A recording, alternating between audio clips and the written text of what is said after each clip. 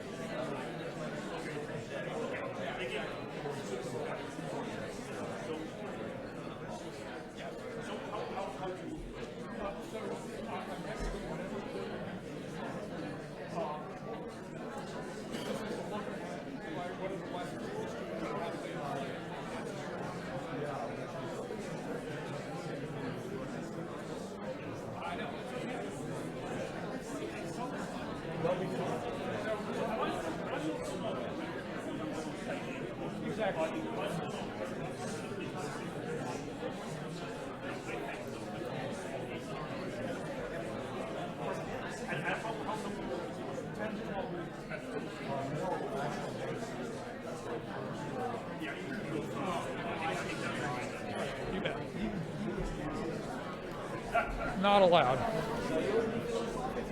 Should we get going?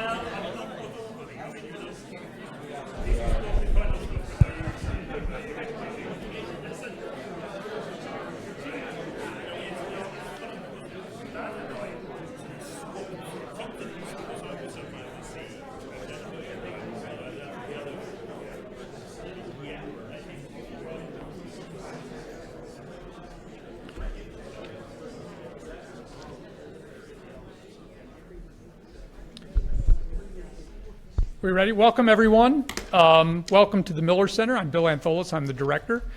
And it's really a delight to have you all here for the William Battle Symposium on Diplomacy, which is an annual event that we do. It changes in topic from year to year, but it is a mainstay in our programming here in bringing the best academic research, not just at the Miller Center and at UVA, but from across the country on pressing challenges in America and in the world. And we have a topic today that is the timing for which is spectacular.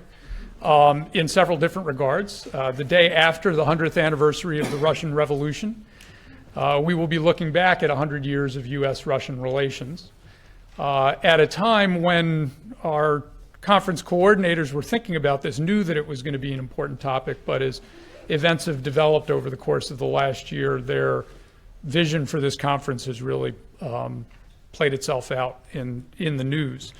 And that speaks to a core theme of the Miller Center, which is how the past not just connects to the present, but also shapes the future, and the role that we as scholars and practitioners, former and some current, help in connecting the past to the future.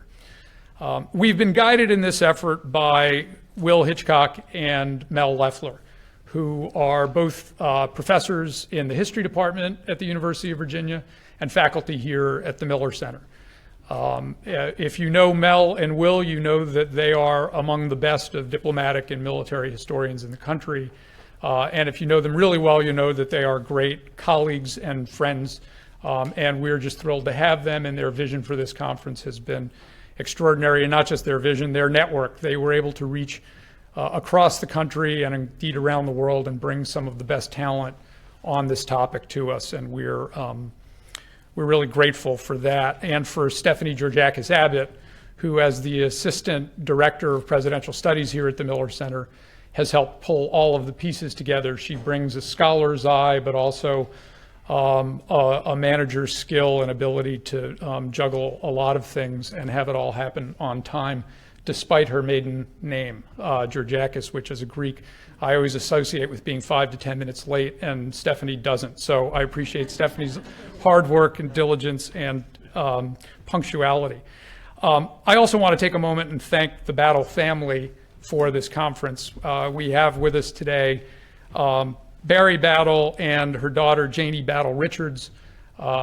Barry and Bill's son, Bobby, is also a faculty member here at the University of Virginia in the medical school and on staff at the hospital. He's also the co-chair of the Bicentennial Commission here at UVA and is also a friend to all of us. The three of them and their families have been friends of the Miller Center for a long time, have become friends of ours.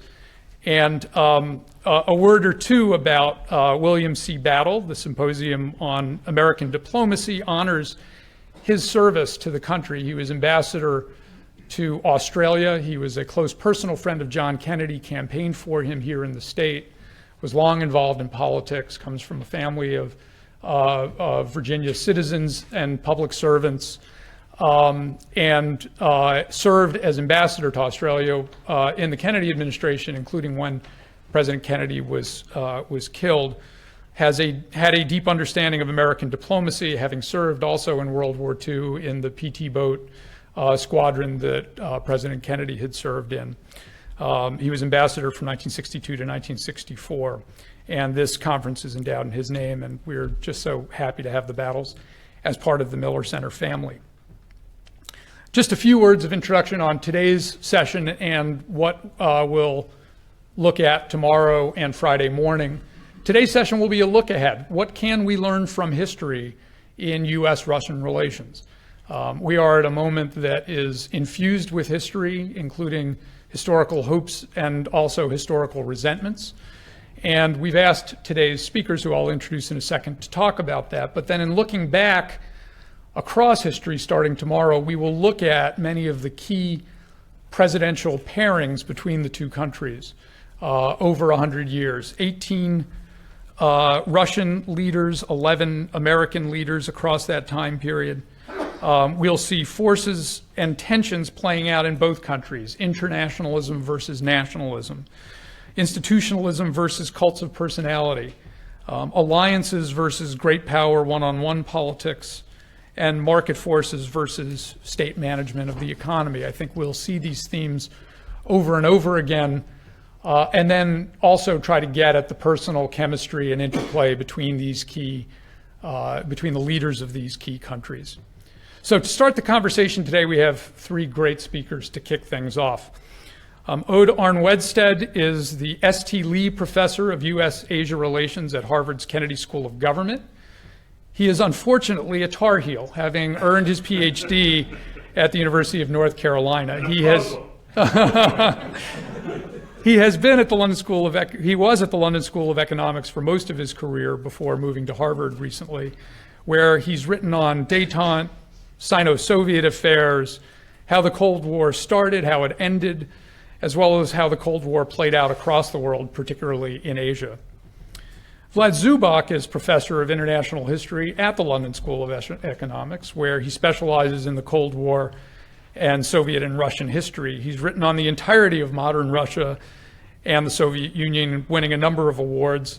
He's taught at George Washington, Amherst, Ohio University, Stanford, Michigan, and Temple before going back to London. And then finally, Strobe Talbot, who is, as of Monday, a senior fellow at the Brookings Institution after having just completed 15 years as president there. Before that, he was Deputy Secretary of State for 7 years in the Clinton administration and was the point person on U.S.-Russian relations for that entire period and the year before even. He's the author of dozens of books, hundreds of articles covering in real time Russian presidents from Khrushchev to Putin and American presidents from Kennedy to Trump, as well as being able to write and study presidents on both sides of the relationship long before that.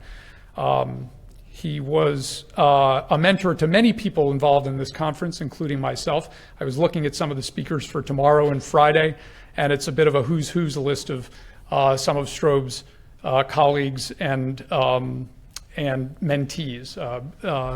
And it's a particular delight to have Strobe here with us at the University of Virginia and at the Miller Center. And so we're going to hand things over to Strobe to get us started. So Strobe, the mic is all yours.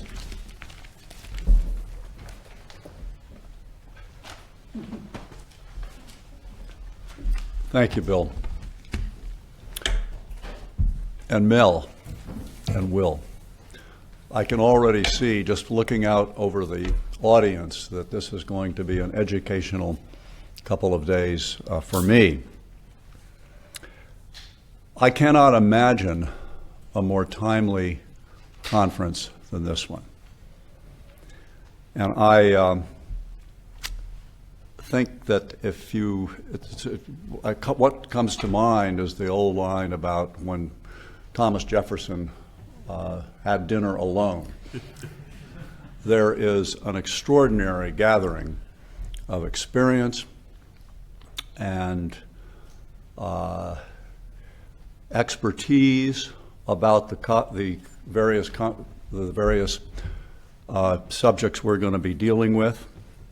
A lot of experience, particularly from the past, and also wisdom for the future. Now, if these were more normal times, I think that we could be quite confident that the outcome of this conference would actually be of real use to the administration in Washington.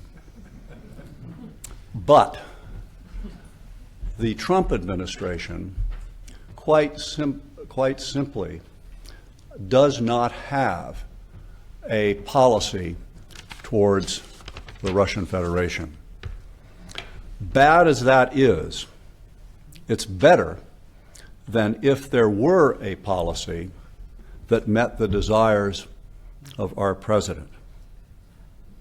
He wants to improve U.S.-Russian relations and forge a congenial personal tie with Vladimir Putin, whatever that takes.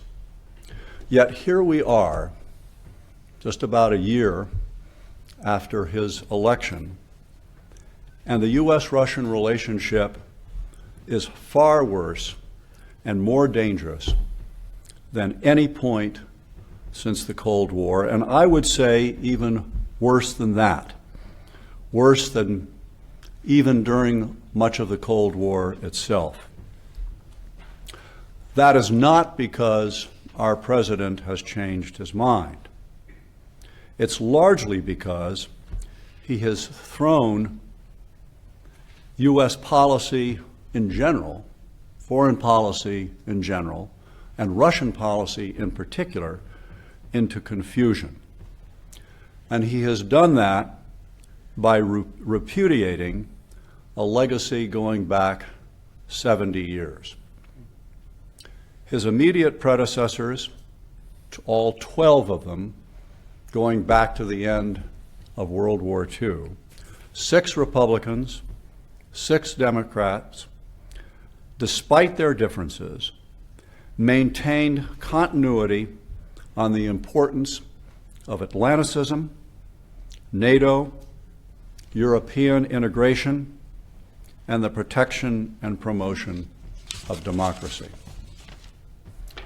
President Trump has sown doubt at home and abroad whether he is prepared to uphold any of those commitments. Moreover, he has no clear substitute for what he is backing away from, and what he, except for his desire to have a cozy relationship with his counterpart in the Kremlin, which is, to put it mildly, a dubious guiding goal, since it would be rewarding Russia and Putin for their bad behavior over the last decade. It's also highly suspect, given that Mr. Trump is beholden to Mr. Putin's subversion of last year's campaign. Hence, our president is getting pushback from key advisors in his administration, as well as from his intelligence services, and from key Republicans in the Congress, not to mention our allies. As for Mr. Putin, he has not been able to reap the Trump détente that he was hoping for, but he still has plenty of reasons to gloat. To wit, the president makes no secret of his lack of enthusiasm for the precepts and institutions of the political West, while showing an affinity for illiberal leaders of member states of NATO and the European Union in Central Europe, not to mention Putin's own authoritarianism and bullying of his neighbors. In short, Uncle Sam, in less than a year, has become the sick man of the Atlantic community. That doesn't negate the value of our symposium, quite the opposite. We can still come up with proposals that might be useful for those in the government and Congress who see the folly of the president's ways. I cling to the hope that this too will pass, and this aberration will prove not to be sustainable, in which case our outcomes from these deliberations will be useful when, and the sooner the better, our democratic institutions and processes will restore rational statecraft. Thank you.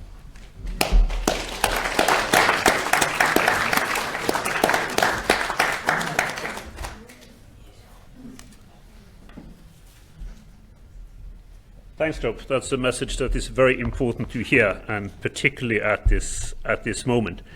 Let me also thank the Miller Center, my very good friend Mel Leffler, Will Hitchcock, others who brought this together, Bill, who's helped set this up. I think it is quite a unique occasion. It's something that I have been looking forward to all through the autumn. It comes at a moment, as Job noted, that is of particular significance, not just historically, but also in terms of the kinds of relationships that we are looking at today. And it's in that spirit that I'm going to present my opening remarks, which probably will be a bit on the provocative side, but that's the intention, I guess, for any good gathering, to get a discussion going. So I'm just going to look at some of the issues that have affected US, Russian, Soviet relations over the last century and so, and try to indicate where we may be in that longue durée pattern today. So in my view, the coincidence of the rise to power of Russia and the United States in the late 19th century is of great significance for understanding the relationship between the two powers. I mean, it's very hard to understand it without looking at two powers with global preoccupations that would be rising roughly at the same time. And after the 1917 revolution, which we mark the 100th anniversary this year, the Bolshevik project was constructed very deliberately as a globally valid alternative to US development patterns. So Bolshevism was seen as the rescue for Russia and other countries that became part of the Soviet Union, but it was also intended to be a global challenge, right? It was intended to be an alternative system for how people could organize their affairs. So the fact that there has been, for a very long time, a relatively high level of conflict between the United States and Russia in its various incarnations is in no way surprising. Conflict was very, very likely. But would this necessarily, and this is the question I raise in my new book on this topic, lead to a Cold War and the repercussions of the Cold War? In my view, that was not a given, even though conflict was almost unavoidable. I think the point on the US side in dealing with the Soviet Union, as I will say later on, dealing with Russia today, was to treat the Soviet Union like any other country, with which there were conflicts and disagreements, but also room for compromise. Now, this was something that was very, very difficult. It was not an easy policy proposition at any point in US history since the early part of the 20th century, and became, of course, even more difficult after 1945, when the Soviet Union imposed its rule on Eastern Europe.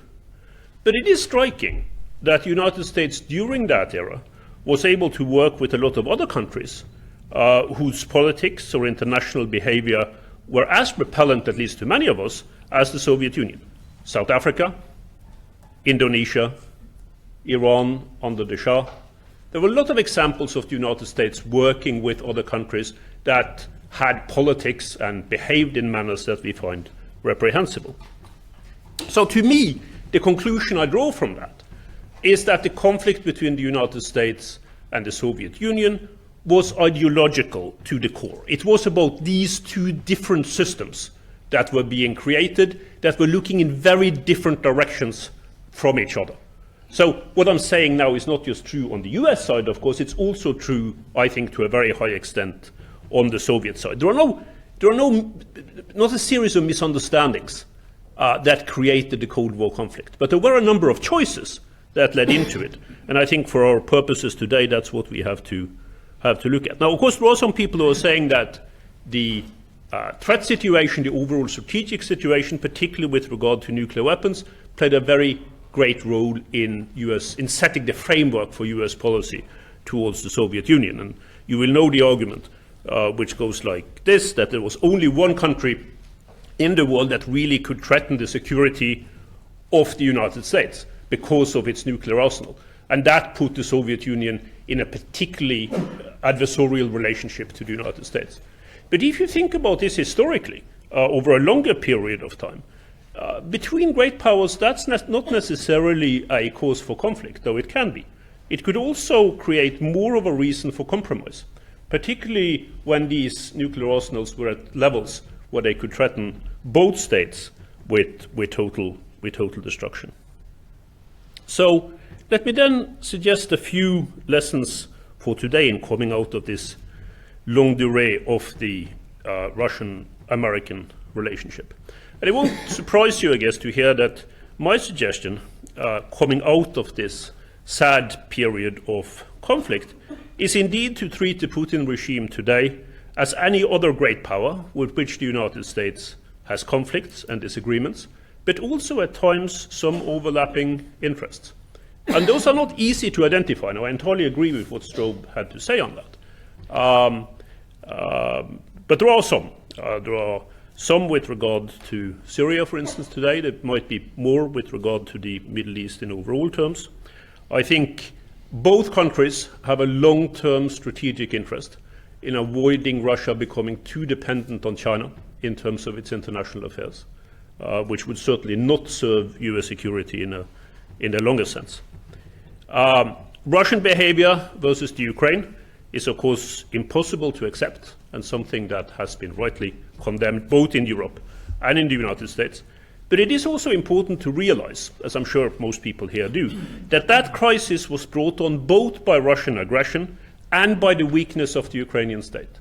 So, I mean, if the situation inside Ukraine had been different, there might still have been a crisis, but it would have been a different kind of crisis. And I think, in part for that reason, long-term attempts at isolating Russia because of its reprehensible behavior with regard to the Ukraine are probably bound to fail. To me, the Putin regime is first and foremost a problem for Russia itself. It has set Russia's internal development back and is preventing the Russian economy and Russian society from developing further. Now, I'm perfectly aware that a lot of Russians who lived through the chaos and the dissolution of the 1990s do not view things in that matter. It is seen as a way of rescuing Russia from the disasters of the past. But if we look at every single element of what Putin has been doing with regard to the Russian economy and with regard to most parts of the organization of the Russian state, not to mention Russian society, it takes Russia back, not forwards. And I think that's very important to have as a basis for understanding where US policy should move in the future as well. This is not a strong state. It is not a state that is going to go on a lot of aggressive adventures abroad because of its inner weakness, which I think at least some people around Putin are able to understand. Can they find a remedy for these kinds of weaknesses? I don't think so. I don't think the current regime in Russia is capable of doing that. So at some point, therefore, it will come to a crisis which will lead to a different kind of leadership in Russia. Will that necessarily be in the American interest? We don't know. It depends, of course, on what Putin is being replaced with. But I do think this element of state weakness, not state strength, is something that needs to be taken into consideration when we look at Russia today. Thank you.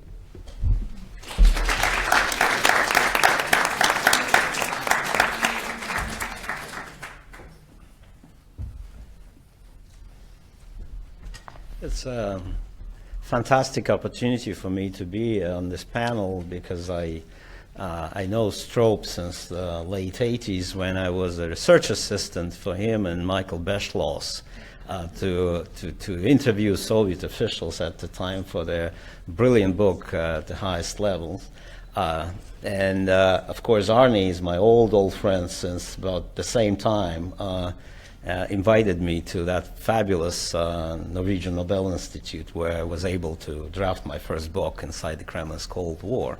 So I owe a lot to the distinguished gentlemen of this panel. I also owe a lot to Mel Leffler and Will Hitchcock, my dear colleagues. And yes, I did teach a class on the Cold War at UVA. It was long ago and forgotten, but I did it. So with all these preliminaries, let me address the topic of questions. And the first thing I want to say about lessons from what? In general, any historian is a man of and woman of specific knowledge that is highly skeptical of the whole idea that the sweeping generalization from a century of experience can be in any possible way applicable to policymaking and useful for policymakers. And even considering that, from what period and what experience we want to draw these lessons?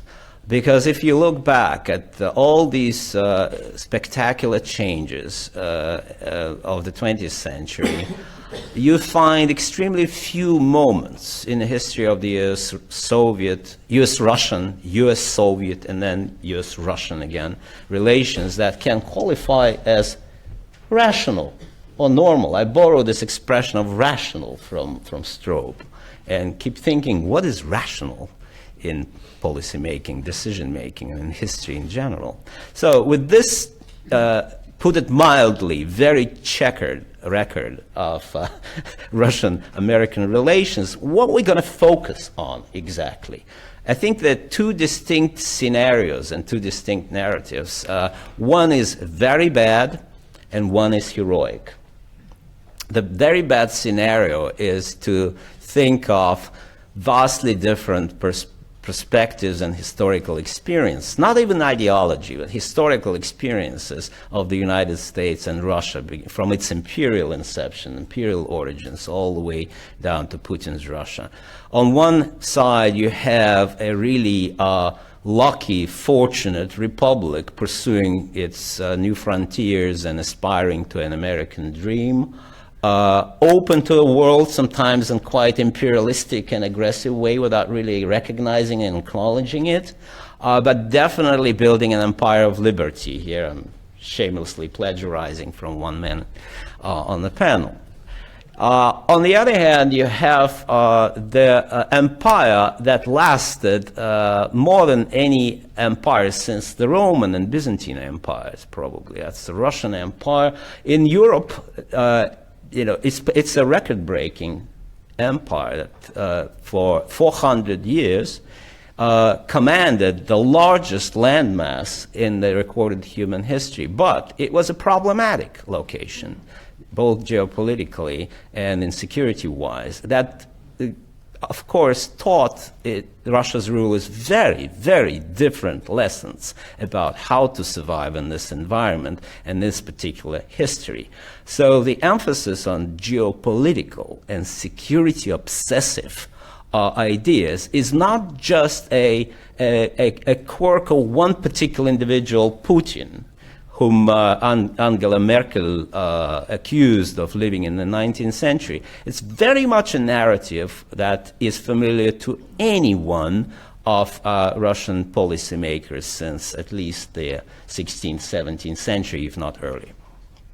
So if we focus on this particular experience, we find two vastly different empires, Empire of Liberty and Empire of I don't know what, geopolitics, Eurasian empire, that are bound to clash and are bound to be at least aloof and separate for each other, because it's like in a Greek tragedy. They would march along the prescribed ways directed and dictated by different types of gods. I don't know in case of the United States what kind of goddess I can think, but in terms of Russia it may be Mars. But what I want to bring your attention to another narrative that tells us about heroic attempts to break out of this path dependency, that path of history. And the most extraordinary period that we find this heroic attempt, after the Bolsheviks, of course, wanted to remake the whole world and make Russia a starting point of a global revolution. That is the period of Gorbachev and Yeltsin. That's the period roughly from 1987-88, ending in 1998. And what I suggest that we at this conference would pay the closest possible attention to that period, not in a spirit of finding scapegoats and finding whom to blame, but what exactly was that window of opportunity? Was it a window at all? In other words, if there was a partnership, was it a phony partnership? Was it, by definition, fated partnership? Was it the mirage of partnership, as my friend Bill Woolforth of Political Science and I argue in our recent article? So that is, that brings us to the image of heroic policymakers. on the American side and on the Russian side. If there were fewer heroic policymakers on the American side for simple reason that America was winning the Cold War, was wealthy, and was not beset by systemic problems as much as the Soviet Union was. The Soviet Union had heroic people, beginning with Gorbachev, who wanted to end the Cold War in 1 year and a half, to transform the American foe into an American partner in 1 year and a half or so. That's heroic. That's hardly realistic. That may be hardly prudent. But this is what Gorbachev was trying to do. And of course, there were people around Yeltsin who wanted to take a leap into market economy and liberal democracy. And one of them, first actually Foreign Ministry of Russia, Andrei Kozyrev, was reflecting later. Our choice was either Russia would be a second Canada or a Venezuela. Well, if you think about it, that's a pretty stark choice. And of course, Putin's Russia is neither Venezuela and definitely is not Canada. There's something heroic about this discourse. And we find this heroic discourse time and over again. And I think the roots of disillusionment, disappointments, and frustrations on both sides, on the American side and the Russian side, are rooted in this incompatibility of normal, rational, prudent policymakers on the policymaking on the American side, and heroic, slightly uprooted and definitely disembedded policymaking on the Soviet-Russian side during that crucial decade. And since then, what happened was largely predictable. Russia returned to its more normal, more traditional, geopolitical, security-obsessive kind of way. And after 1998, the liberals, those heroes of Yeltsin time, who could have been expecting American Marshall Plan, could have been expecting Russia to be a member of NATO, all those heroic and largely unrealizable, unthinkable things. They thought about those unthinkable things and hoped for those unthinkable things. After 1998, that window was definitely closed. By the default of 1998 killed Russian economic liberalism, although not quietly. Yeltsin, not completely. Putin uses economic liberalism to this day, liberals to this day. But also 1999, NATO war against Yugoslavia killed political liberalism as a force that could conceivably come to power in Russia, maybe for a generation or so. So after that, it was only a matter of time when the types of Putin or Primakov or whoever would come to power arguing that Russia should abide its perennial national interests, that there would be a goal first to restore Russian prestige and status in the world, which is essential for Russia's survival, both territorial and economic and political.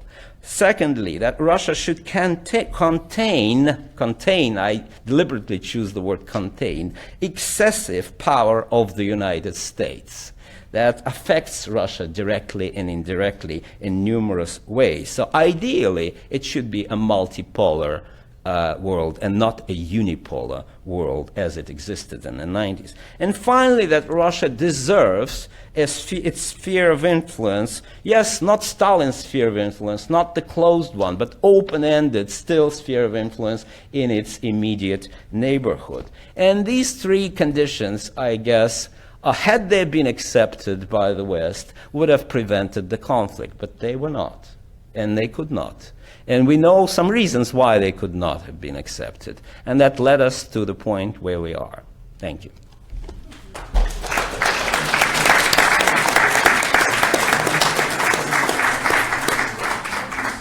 Well, that's a terrific kickoff. I'm going to ask a few questions and then turn to the audience. We have such a terrific group of scholars and local community members who follow these issues closely, many of whom have their own diplomatic and international business and scholarly experience. So, Vlad, you had a very provocative idea there of the heroic leader, and I'm struck by where things stood 100 years ago yesterday. It took place in the aftermath of domestic upheaval across the world. international conflicts had raged and there was great international disorder, which was coming to an end with the end of the First World War. And in that setting of economic and political uncertainty around the world, as well as geopolitical uncertainty, you have these two heroic leaders that sort of step forward on both sides. And I'm curious in this moment where the two leaders that we have each have a heroic narrative. Is that a constraint or an opportunity for them? In other words, Arnie talked about Russia actually being weak internally and having to look inward and not likely to be seeking external adventures. That appears to be a constraint. Or in that domestic context of upheaval, is that actually an opportunity to do extraordinary things, and the same in the United States? Well, for Russia, it's an opportunity, particularly after the crazy, unbridled expansionism that Russia was invaded in by the Bolsheviks. Being weak economically, it was always weak economically, much weaker than its opponents, particularly combined opponents. So from 1998, actually, you hear all what I said about Russian interests, but also you hear a slogan that the Russians found in the archives, and this is the slogan of Chancellor Gorchakov: Russia should turn inwards and concentrate on its really vital interests. Russia should recoup and regroup. Instead of going, I'm not going to quote American founding fathers for the devil's abroad, whatever. Russia should really focus on its vital, basically, on interests and reinvent itself. I agree with Arnie that this reinvention didn't succeed. We now clearly see the impasse of this. But initially, it was not so absolutely determined. And even the first term of Putin was not looked at universally in the West as an authoritarian trend. In fact, it was praised by many liberal economists and statesmen as a very, very prudent course to take.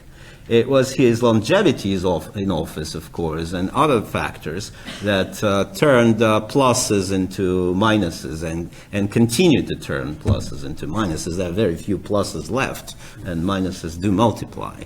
So, fortunately, I have no way to predict the future. I read in Financial Times or in Economist, I forget, the prediction comparing Putin to the last Tsar.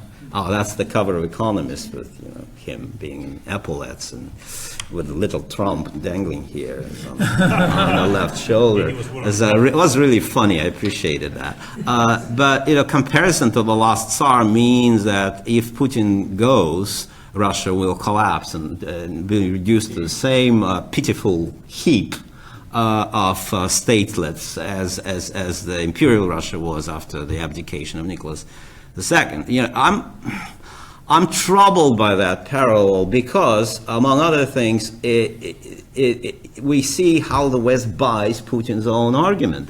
I'm here, as long as I'm here, Russia will live.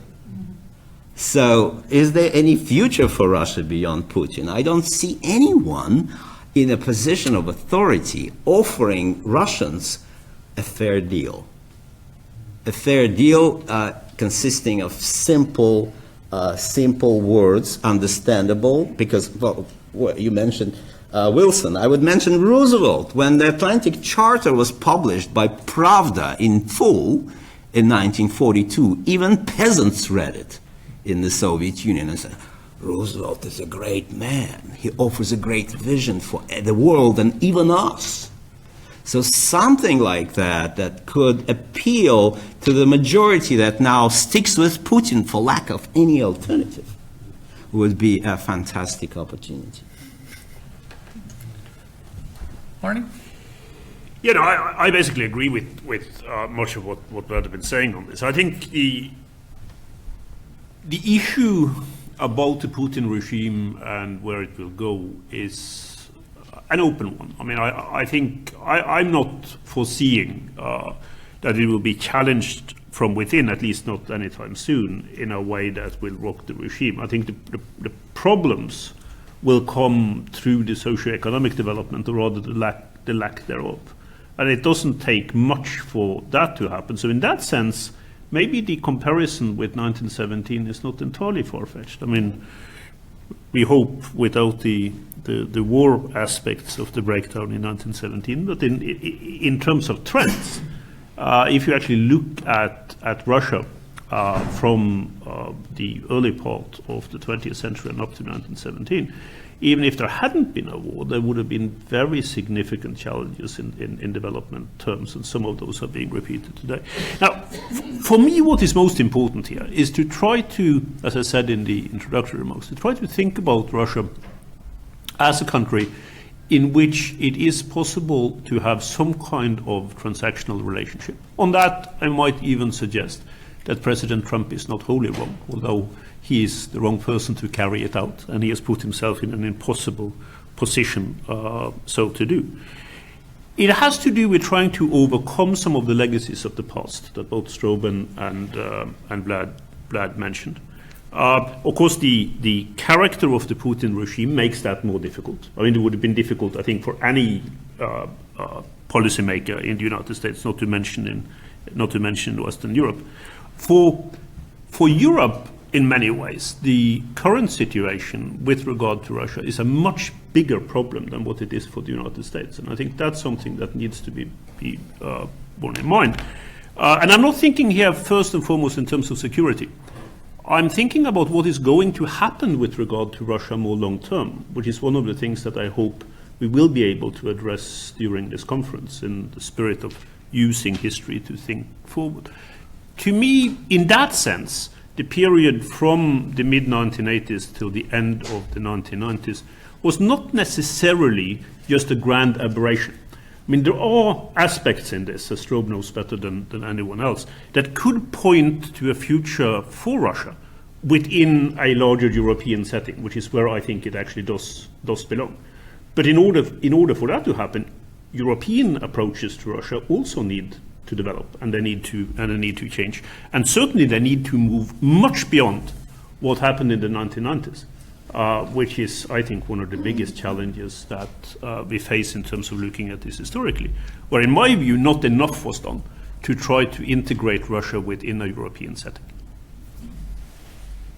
Strobe, as Arnie just mentioned, Russia is physically constrained in a way that only Canada and Mexico present themselves to the United States, which is they have many neighbors, and the encroachment of the Western alliance closer to Russia's borders has always felt like both a constraint and occasionally an opportunity for Russia to act out.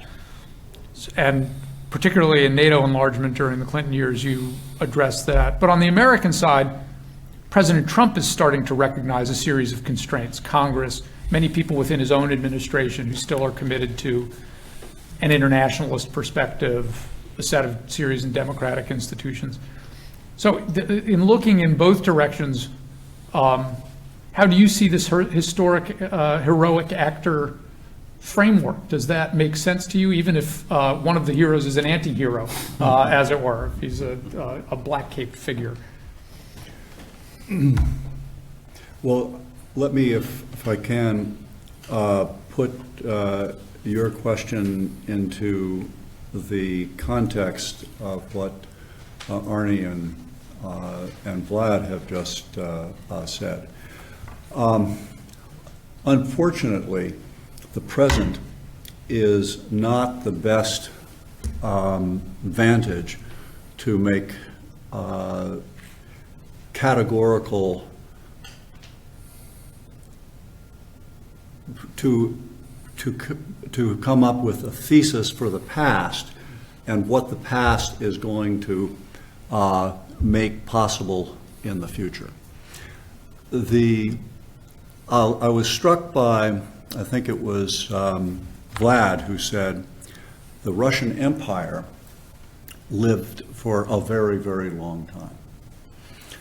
The Soviet Union lived more or less what a mortal human being is given in the Bible. 70 years. And what Arnie said is crucial, and that is that if you had to just have a tweet, which of course some do, the most important thing to understand, I think, about Putin is that he is taking his country back to a system that lasted only for 70 years.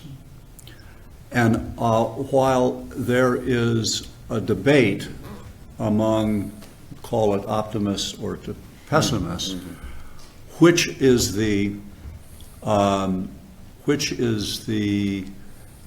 episode in recent Russian/Soviet history that will be a model for the future, and which is an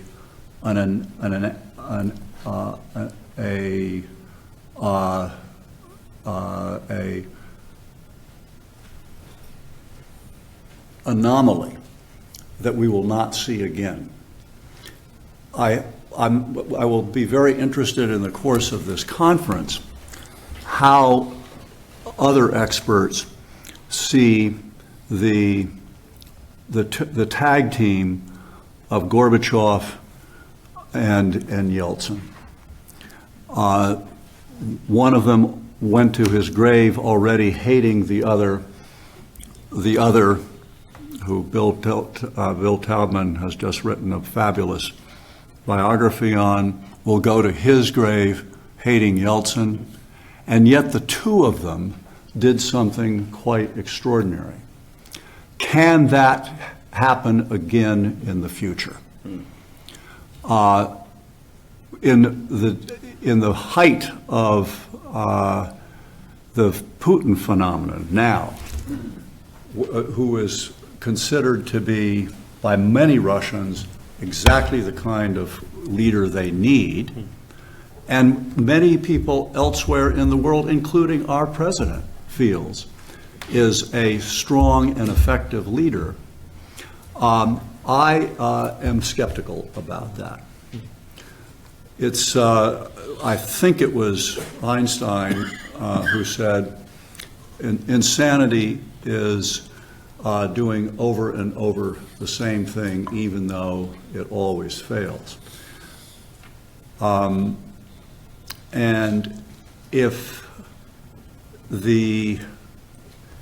you put in the list of things that make Russia extremely vulnerable in the future, it's a daunting list. I think the only issue that these two guys did not bring up, you both talked about the expansionism, which of course has the effect of having Russia make its own enemies, or at least frightens all of its neighbors, which is a kind of almost self-containment in a way. But what you didn't talk about, and I will put on the table now, is not only, I worked for a president who said it's the economy's stupid. Russia has a stupid economy. The Soviet Union had a stupid economy. They have never been able to get out of that. And in Putin's Russia, it's not just a stupid economy, it is massively corrupt. I think it was the National Bureau of Economic Research did an article a couple of months ago saying that the Putin regime and all of his circle of oligarchs have robbed the Russian people of something close to $1 trillion. That is not sustainable. And the other issue, I think you brought up China. If any of you in this room were the president of Russia, and you came to your office in the Kremlin every day, and you had, which I think Putin does have, a giant map of his giant country, and if you were to look at that map and say, where is the threat coming from? I doubt that any of you would say the threat is coming from the West. It's coming from the South, particularly the Islamic South, but most of all, it's coming from the East, and that means China. You have in this transcontinental giant country a vast amount of real estate in the East, which is resource rich and people poor. Right cheek by jowl on the most populous country in the world, which does not have a stupid economy and needs resources, that is almost a perfect formula for big trouble down the road. And that's not the way he is playing it, that is to say, Putin. So that's a lot of bad news for a country that is feeling pretty good about itself right now. And I hope at some point, if not in this conversation, but in others, we can talk about civil society and whether the evolution from the Stalin era has now created a middle class, people who are cosmopolitan, who want to travel.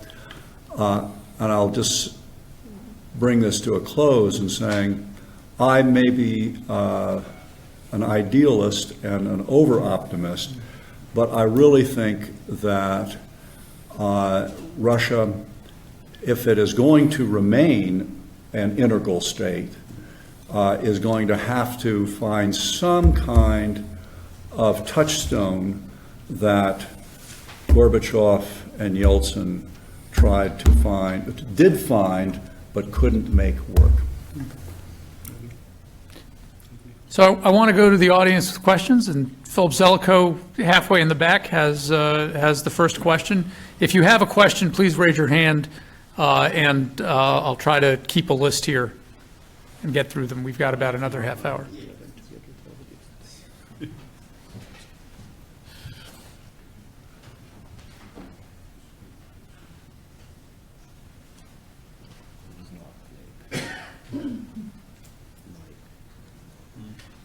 Let me just go without the mic. Okay.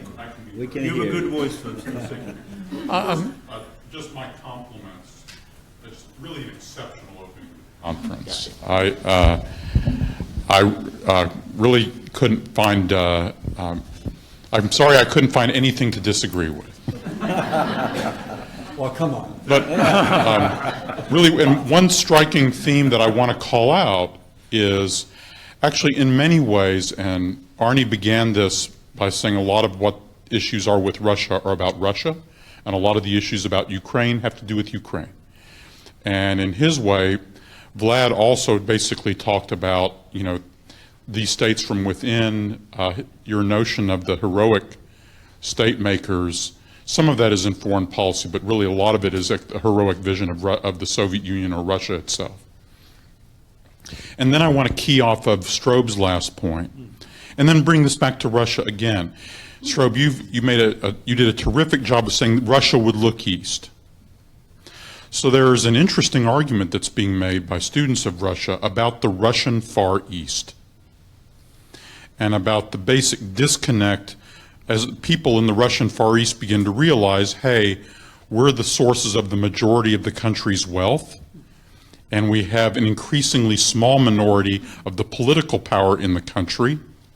So we're, in a way, we're the mineral plantation slaves of the Russian economy. And the argument that's being made is that the Russian Far East is going to do something about that in order to try to gain the political power that's proportionate to their clout over the state. And so just analyzing this from the point of view of how Russia would perceive its own state future, and really as a follow-up to Strobe's point, I wonder if I could invite you to talk a little bit about the world of the Russian Far East, which frankly Americans don't think about very much. So maybe I could begin on that, Philip. I think a short answer to your very, very important question is that I think if one has to think about this in the longer future, which is probably about a generation, I don't think, unless there is a next to complete collapse of the Russian state after the Putin experiment has failed, that the challenge will come from within. I think what's happening now is that the whole development of Russia, lack of development of Russia under Putin, is an absolute godsend for China's development plans. I mean, which other rising great power in history have been able to have a weakening massive state with enormous resources right next to it that is becoming increasingly dependent in political and diplomatic terms on China and on the development that is taking place there? It's rare to think about similar godsends in terms of geopolitics over the last 2,000 years, or at least I find it difficult to see that. So I think much more of this will come out of Chinese strategies. Now, they may affect what goes on inside Russia. Vlad will know more about this, and Strobe as well, than what I do. But I think in order to find the answer to your question, I think one has to look without rather than within in terms of this particular setting. And this is something that I'm really struck by foreign policy analysts, actually more than historians in this country, not doing, right, in the United States not doing, is to think about Russia in that perspective. We have this tendency, as Vlad actually has pointed out in his work earlier on, to compartmentalize Russia's foreign policy. Not because I think we forget its bicontinental size, but simply because we do not think of the integration on a global scale that is happening everywhere else, which Russia, of course, is caught up in, willing or not.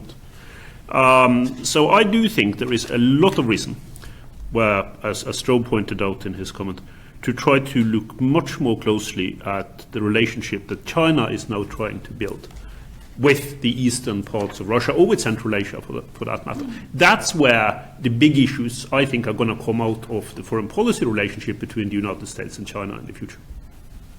Oh, let me add a few lines. There's a larger question implied in Phil's question about vulnerabilities of Russia and how much is it prone to collapse or sort of semi-collapse. And there's a smaller question about to what extent some regions populated by ethnic Russians. I would add more to vulnerability. There are many Ukrainians living in the Far East and in Siberia, and Sergei Plokhy knows that.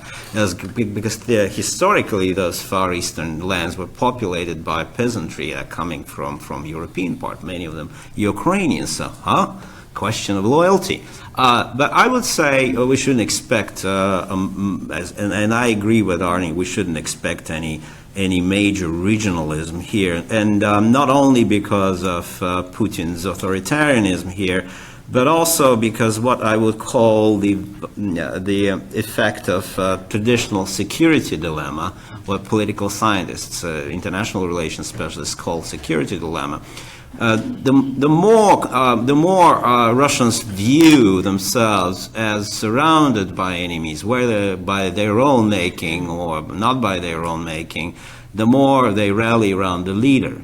And the more it happens, the less is an incentive to give power to civil society groups, to democratize, to take a risk. For Russia, liberalization is always a huge security risk. because the Russians saw liberalization causing collapse of state twice in modern history. So they're not inclined to take this risk now, particularly in the absence, and I repeat what I already said, in the absence of any visible alternative. What would be the place and role for the Russians in the world if Russia, strong Russian state collapses?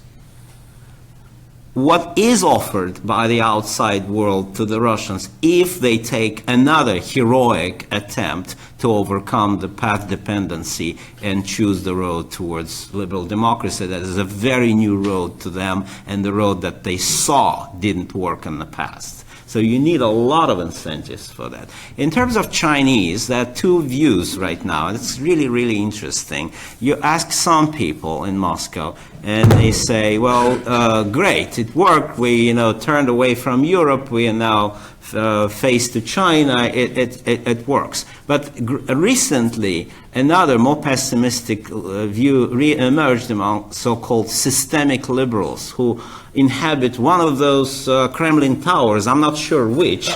There are many of them. In one of them, they live and periodically sort of leak information to some chosen individuals, and they basically now say, oh, the turn to China is a complete failure. We have to turn back to the West. We simply don't know how to do it. Could I just make a comment and then ask you to elaborate on one point, Vlad? Yes, Putin has been turning towards China and going to Beijing and doing deals. The Chinese are eating his breakfast, his lunch, and his dinner. It's not working. And it goes back to the economy. Do you think that the lesson that many in Russia, sadly, have taken from the past and the two big liberalizations means that they are not going to ever liberalize the economy? It takes a heroic leader. It takes parts of the elites who are either utterly desperate or a little bit intellectually crazy to do it.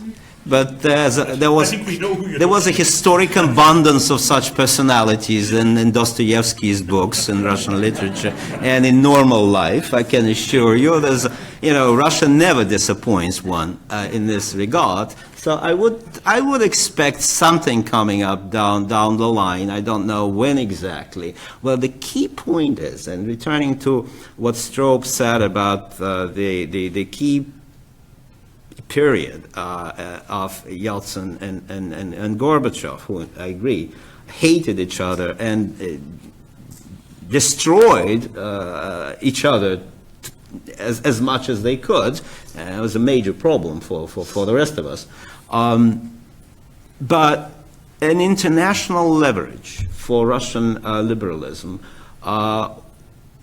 seemed to be in abundance at the end of the 80s and the early 90s, because in Russian imagination, that was this magnanimous, benevolent, rich, prosperous West, not still inhabited by such guys as Trump, Berlusconi, and other things. There was a bunch of wise Western leaders.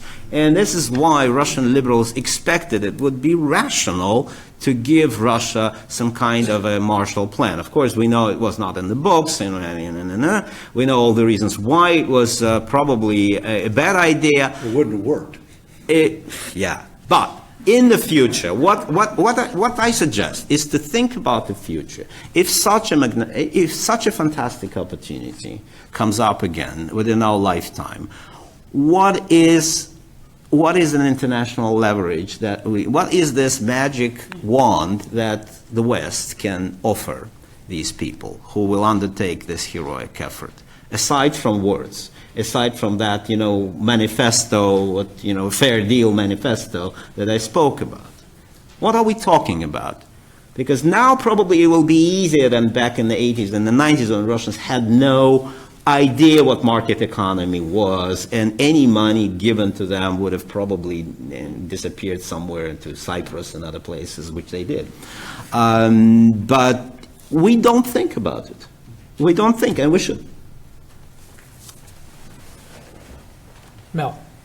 I have a question for If we could wait for the microphone, Mel, because this will get into the Facebook Live feed. I have a question for each of you. I think your remarks were really provocative and illuminating. So, Arnie, for you, I'd like to ask, your basic emphasis was that the Cold War was mostly an ideological construct. So why were there not better relations after the Cold War when there was no ideological conflict? How would you explain the sources of tension afterwards, and to whom would you attribute responsibility? Strobe, I'd like to ask you the following question. You don't want to provide advice to Donald Trump because he's aberrant. So if Hillary Clinton were president today, I'd like to know what would be the 2 or 3 lessons you would offer her from an understanding of the history of Russian-American relations in the past. Here's my question to you, Vlad. It's a more complicated one, I think. So you emphasize that it's sort of a counter-effective exercise to try to extrapolate lessons from the past when the American-Russian relationship has mostly been irrational, that there are very few periods of time when you see rationality. So my question to you is, isn't there something important to be learned by asking why has that relationship been characterized by irrationality over such a long period of time? And to the extent that we've answered this, that you've all answered it thoughtfully, by focusing primarily on Soviet irrationality or Putin's irrationality, I'm wondering to what extent would you assign any irrationality to America's behavior? So I'm thinking of the huge literature that exists about American threat perception, that it has been exaggerated at many periods of time. I'm talking about the huge literature that exists about American hubris. I'm talking about the huge literature that exists about the overestimation of American interests abroad. All these things perhaps a function of irrationality, or maybe a function of many other things. I just would like you to comment, on that. How do we understand irrational behavior, and to what extent would you consider America's, quote, behavior at times irrational? Arnie, do you want to go first? So I get the hard task of starting answering these very important but also very difficult questions, and I'm used to getting those from Mel, so I will have a go at it. Why not better relations after the Cold War ended? Well, so the premise of that question are not entirely true. Yeah. So, if you look at the period as the Cold War was coming to an end and during the 1990s with Strobe in charge, among us in charge, I think there were significantly better relations than what you have seen between the United States and Russia probably for a century. So the question is rather, why did these not last? And I see 2 main reasons for that. The first one was the inability during the 1990s to include Russia in a set of development plans that would point forward, working both with the United States, but perhaps even more important with Europe, with the expanding European Union that was taking place at that at that time. Now, I'm not thinking about a Marshall Plan for Russia. I think Vlad himself put that aside when commenting on it. Though more targeted economic aid within certain sectors of the Russian economy certainly would have been more significant. What I'm talking about is that, and I spent a lot of time in Russia in the 1990s, where the sense that people had that after the Cold War was over, they were not included into the peace agreement, but excluded from it. That everyone else seemed to be able to benefit from this in a sort of international sense by EU membership or by inclusion in one way or another into NATO. While this was not now on the cards, which I think many Russians understood, but seemingly for all future sort of written out of the opportunities that were there, I think that was a major mistake of vision.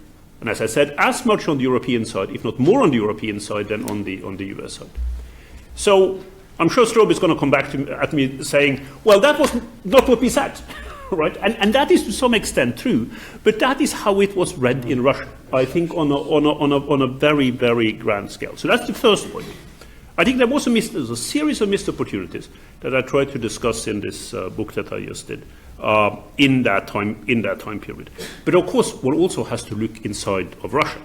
So, I mean, the complete failure during the Yeltsin government to fashion reform plans that would actually work, not for some kind of ideal country far away, but for the actual existing Russia of the 1990s, is also a very important reason why this went wrong. Because in the mind of many Russians, not to mention Putin himself, this was a failure that was somehow ascribed to the relationship between Yeltsin and Yeltsin's cronies and the West.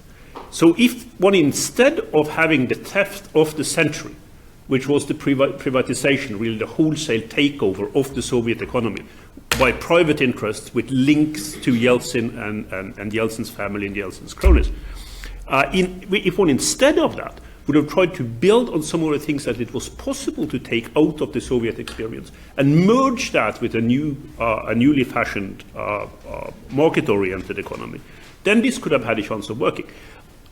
I think one has to be very careful here when one talks about links between history and today. Writing that off as not possible, I think, is entirely wrong. Much more could have been done from within in Russia in the 1990s. And time after time, Yeltsin chose the worst possible option in terms of some of the internal developments for Russia itself, particularly in economic and social terms. And the West was seen by association as having been partly responsible for that.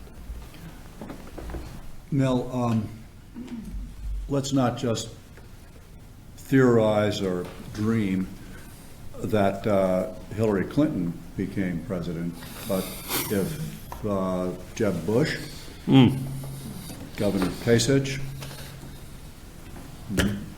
Senator Rubio, I can imagine a lot of overlap in those foreign policies in general and Russia policies in particular. Mike Pence. Later. We have to set the limit somewhere. No.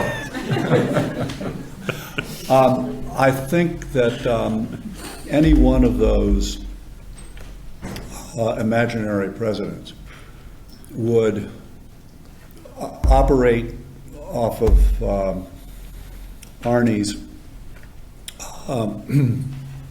key point, and that is that Putin, for reasons that he and others, and certainly Vlad, have explained, has decided to go back to an old and dangerous model. Dangerous for the world and dangerous for Russia itself. And that would require the United States and its allies, led by the United States, to go back to basics, which doesn't mean that we would, just dust off the shelf where the user's manual for containment is and doing exactly that. But what we would, I would think, under any of those administrations would be doing would be shoring up our allies in all parts of the world and certainly beefing up NATO, taking very seriously the fact that before President X came into the White House, Putin had violated not only international law in general, but had disobeyed a series of agreements during the 90s. And I'm thinking particularly, of course, of the effort to not only, both Vlad and Arnie have used the phrase of sphere of influence. Mm-hmm. What Putin is looking for is a sphere of domination, and that is different, and that is very Soviet, even though it doesn't have Marxism and Leninism attached to it. So I think any of those presidents would have been tough, but tough in ways that fit the new situation, not just blindly going back to the Cold War.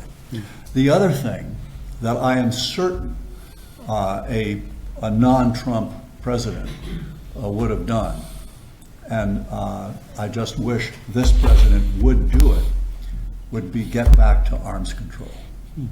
Because what makes this period that we're in now more dangerous than the Cold War. I haven't gotten quite to that part.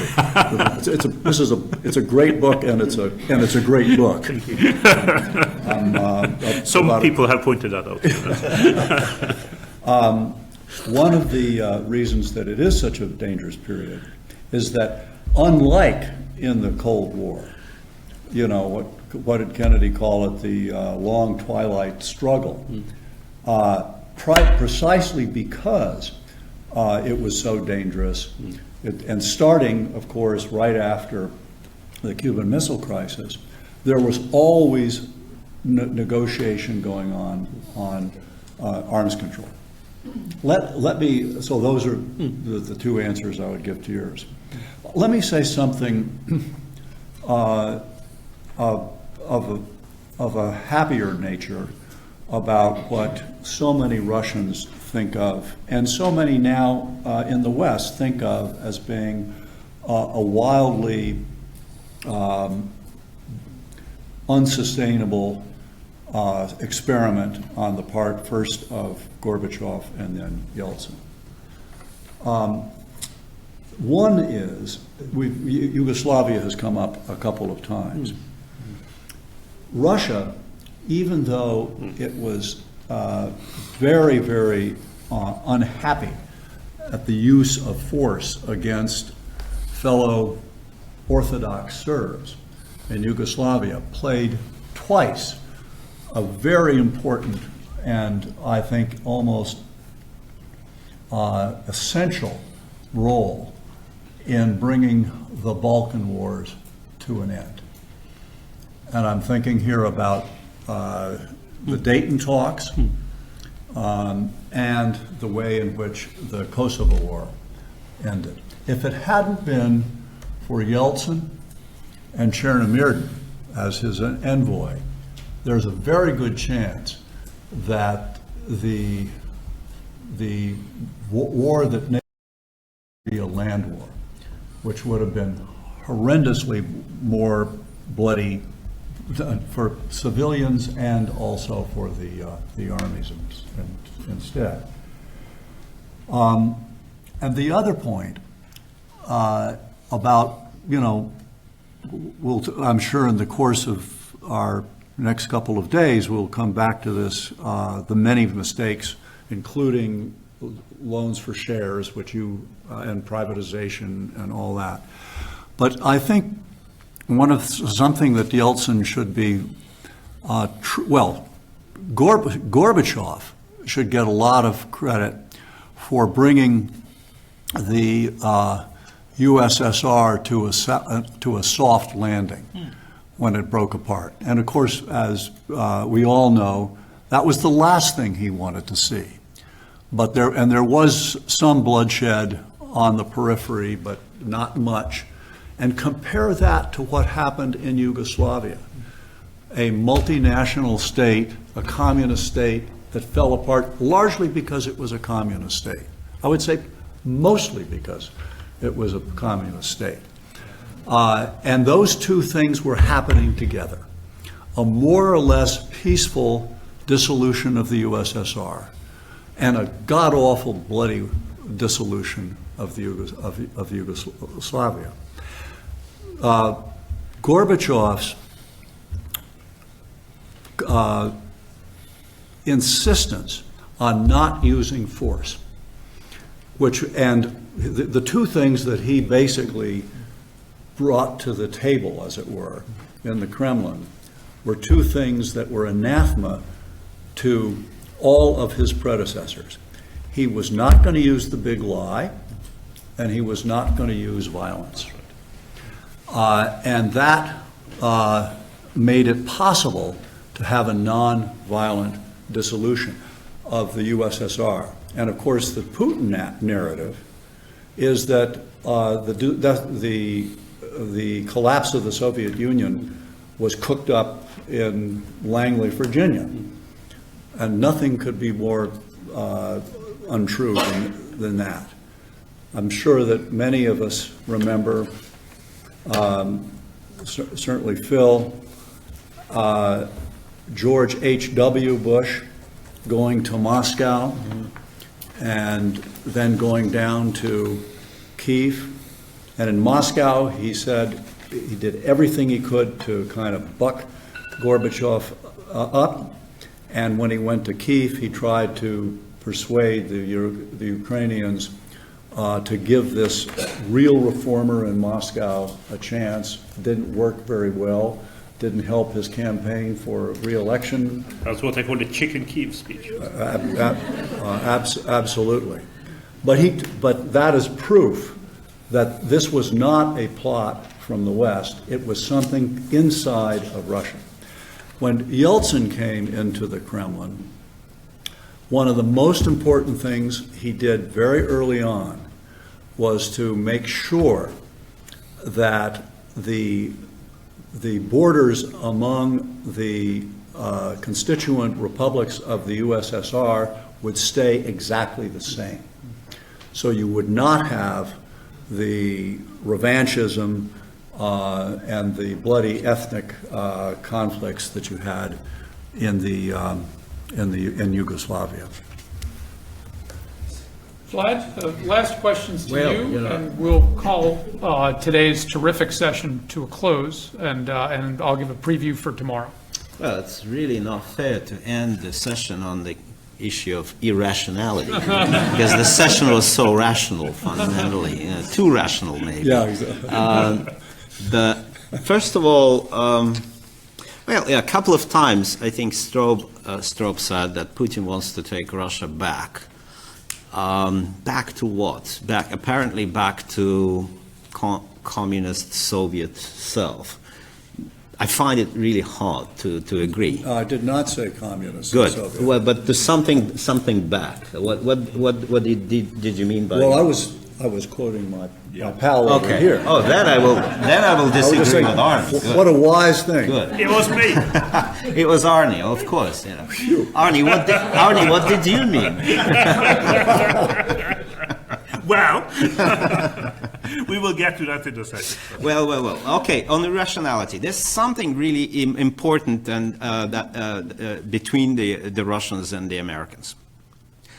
Something that we have to understand better. There's plenty of literature. Frank is here, who wrote about the role of emotions. It's more than emotions. It's about the two countries, two people, I would say, that are fundamentally irrational about each other. Maybe about many other things, but particularly about each other. When I think of one example, Germans occupied significant parts of Russia twice during the 20th century, killed millions of people. Yet a Russian meet a German, they sit, they drink beer, and they become completely like pals very quickly. With Americans, it's also possible, because the Russian mentality is dual here. I would even say about Russian national character. This is a fundamentally irrational category that cannot fit into any political science. Putin and Merkel don't get along so well.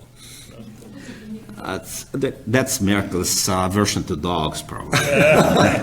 So, you know, Russians have immense weak spots for everything American. Immense. And I would say to the point of irrationality. They come to America, they lose their mind. They see the image of how Russia could have been if, you know, whatever, and they love it. They love American culture, songs, music, and so on and so forth. It's well known. It's, tons of literature is written about it. But the flip side of it, oh boy, how they react to what they perceive as American power, arrogance, and intellectual arrogance. Power arrogance is very easy. It's easy to understand what is power arrogance. But intellectual arrogance is more difficult to understand. It's basically when they see well-meaning Americans coming to Russia and telling them how to build democracy, or how to build a liberal economy, or how to create a civil society, or how to promote a free press. That drives them mad. I know it because it drove me mad. Although I was pro-American, liberal, and kind of well-meaning guy, but I thought something is wrong with me. Something deeply irrational is in my attitude towards Americans. But, you know, this is the beginning of a conversation that would be happy to continue tomorrow. Thank you. That is great. Well,